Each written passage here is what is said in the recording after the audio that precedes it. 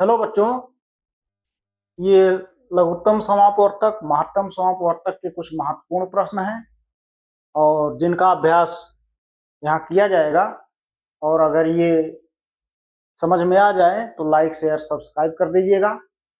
तो शुरू करते हैं। पहला प्रश्न है, तीन संख्याओं का मासा 23 है, यदि इन संख्याओं का अनुपात 1, 2, 3 है तब संख्याएं ज्ञात कीजिए। तो तीनों संख्याओं का मासा 23 है, इन संख्याओं का अनुपात अनुपात 1, 2, 3 दिया गया है। 1 अनुपात 2 अनुपात 3। और इन अनुपातों का अगर मासा निकालेंगे महत्तम समापवर्तक तो 1 आएगा। जैसे 1 दूना 2, ये विभाजित हो गया, ये इसका मासा हो गया। अब 3 बचा है तो 1 से जो भाजक होता है उसी से अगली संख्या को विभाजित करेंगे। 3, 1 3 3, ये भी विभाजित हो जा रहा है तो इस मासा अंत में हमें 1 मिलेगा। 1 बराबर मासा 23 होगा। 1 अनुपात का मान 23 है। 1 अनुपात का मान 23 है, तो 2 अनुपात 1 का 23, 2 का 23 गुणा 3, 23 गुणा 2, 23 गुणा 2 बराबर 46 और 3 बराबर 23 गुणा 3 बराबर 69। तो वो संख्याएं होंगी 23, 46 और 69। तो इस तरह के प्रश्न में इसको ऐसे हल करेंगे तो विकल्प होगा 23, 46, 69। विकल्प डी सही होगा।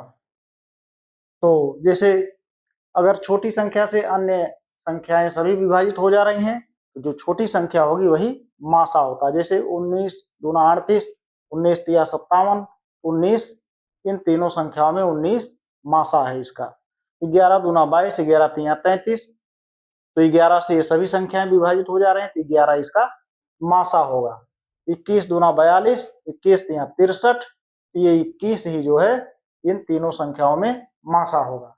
इस तरह से इस संख्या को 23 दूना 46 दूना 69, तो मासा 23 दिया है और उनका अनुपात 1, 2, 3 के अनुपात में है। तो मतलब ये संख्या जो होगी उसका दुगना, ये 3 गुना इस संख्या का, तो मासा आया है 23।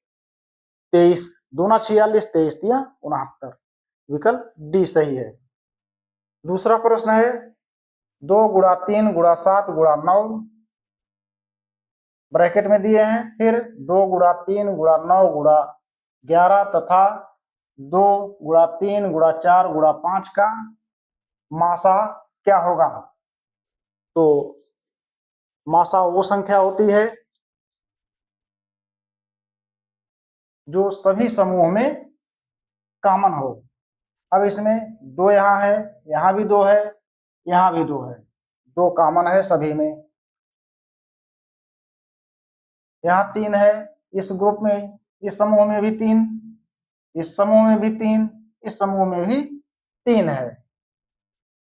आगे 7 यहाँ है, इसमें 7 नहीं, इस समूह में ना इसमें है, ये नहीं होगा। 9 यहाँ है, इसमें है लेकिन इसमें नहीं है, ये भी नहीं होगा। और इसमें 11 है, नहीं होगा। 4, 5 है, नहीं होगा, इसी में, इसी समूह में है।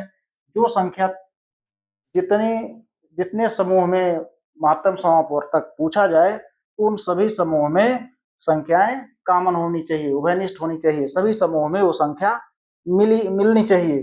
जैसे 2 इन तीनों समूह में है, 3 तीनों समूह में है, 2 गुणा 3 यही मासा होगा।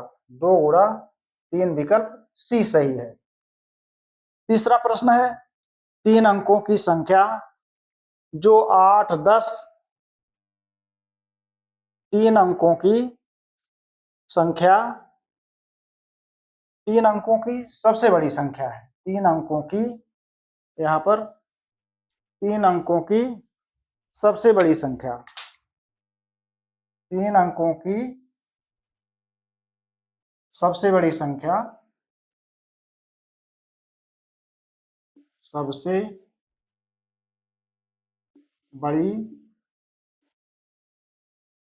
संख्या जो 8, 10 तथा 12 से पूर्णतया विभाज्य हो, वो संख्या ज्ञात करना है। तो 3 अंक की सबसे बड़ी संख्या कौन सी है? जो 8, 10, 12 से पूर्णतया विभाज्य हो।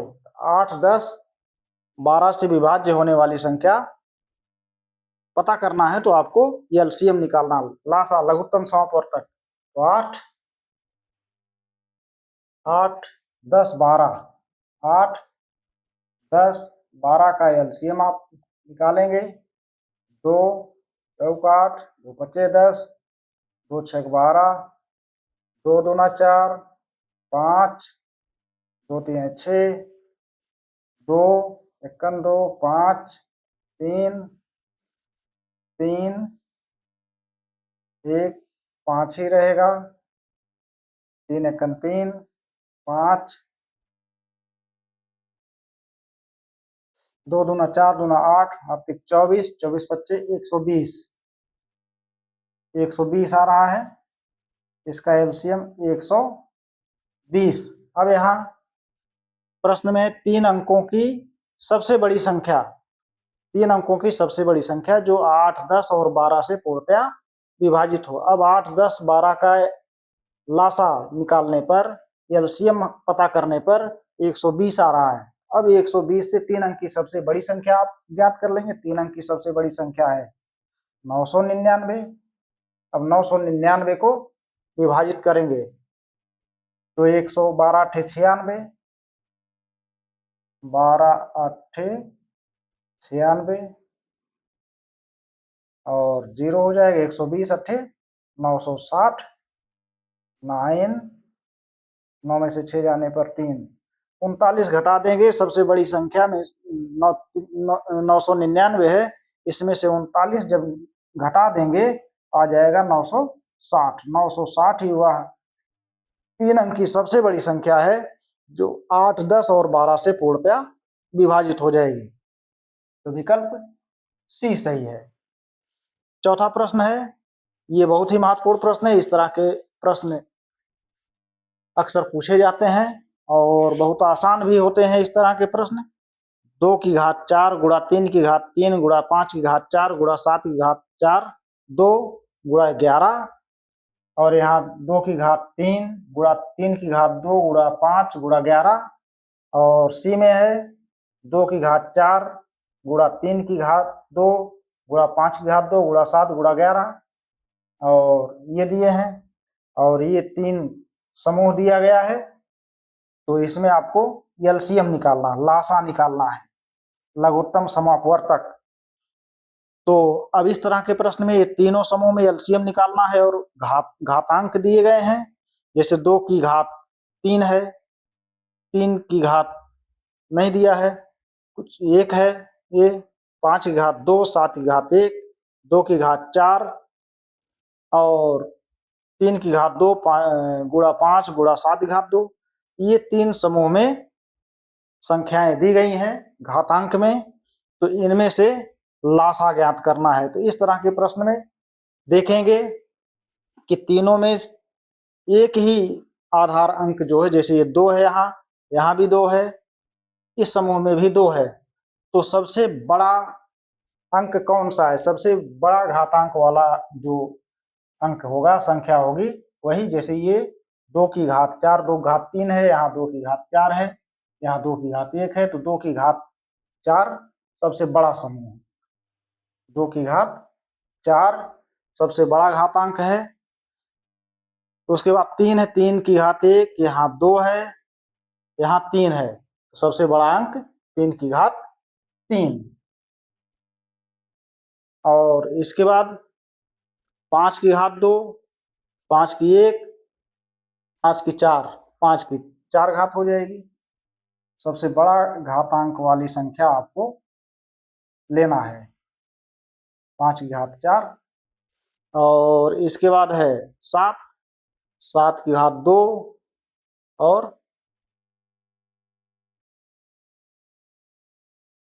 हाँ 7 की घात 2 होगा, गुणा 7 की घात 2 गुणा, इसके बाद क्या बच रहा है यहाँ 11 लिख लेना है, गुणा 11, यही एलसीएम होगा, यही लासा होगा। इन सभी संख्याओं का